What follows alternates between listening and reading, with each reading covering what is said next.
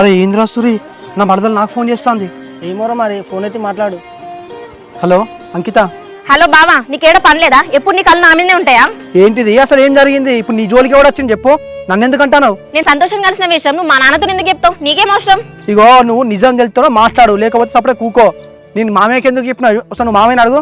సాల్తి బావా నీ యాక్టింగ్. నేను స్టేటస్ పెట్టింది నీకు సురేష్ అన్నకు మాత్రమే పెట్టినా. నువ్వు చెప్పేది ఇంకెవరు చెప్తారు? నీకు అబద్ధం చెప్పాల్సిన అవసరం నాకు లేదు.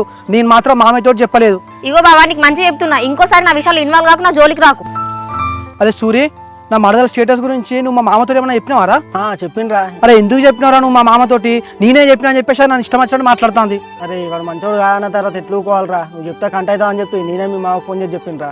అరే చెప్పినా అని చెప్పేసి నాకు మాట చెప్పవారా? అది ఎటుపోతే మనకేం కదా, దాన్ని వదిలేద్దాం రా. రే దానికి ఏమన్నా అయిందనుకో రేపటి రోజు మన మీదకి వస్తుందిగా.